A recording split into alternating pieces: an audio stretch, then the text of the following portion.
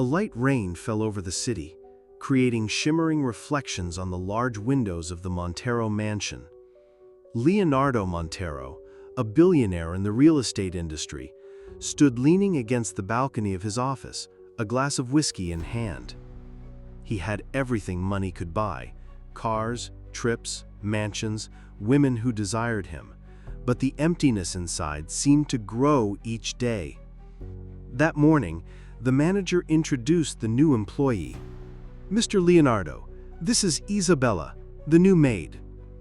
She walked in, visibly nervous, wearing a simple uniform, her hair tied back, her gaze shy yet steady. Leonardo wasn't used to such naturalness. Women around him always tried to impress him. Isabella simply greeted him with a polite smile. "Welcome," he said, feeling a strange curiosity. In the first days, Isabella kept her distance, always focused on her work.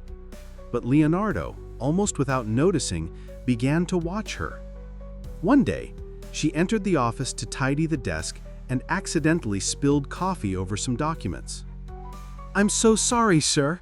I'll pay for the damage," she said, distressed.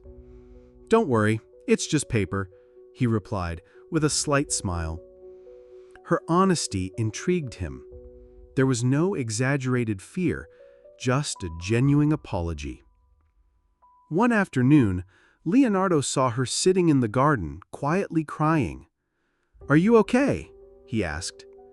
"It's nothing you can fix," she replied, avoiding his gaze. Leonardo didn't insist, but he couldn't shake the feeling of unease. The next day, he learned from another staff member that Isabella's mother was in the hospital and needed an expensive surgery. She was working tirelessly to save the money.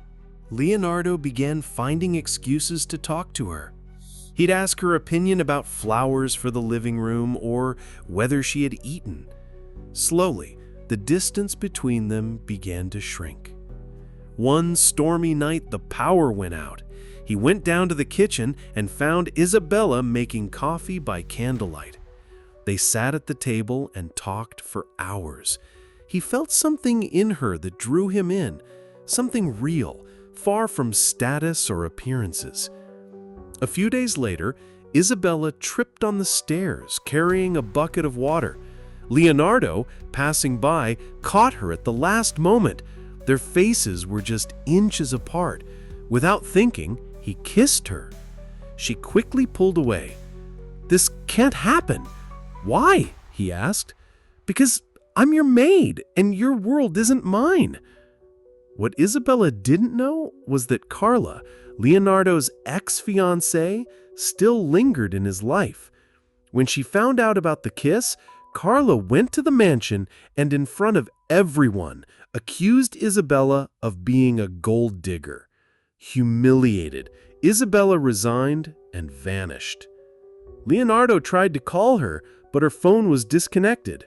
Using his contacts, he discovered that Isabella was working at a small cafe downtown. He went there. "I'm not here as your boss. I'm here as a man who can't stop thinking about you," he said. She hesitated, but agreed to talk after her shift.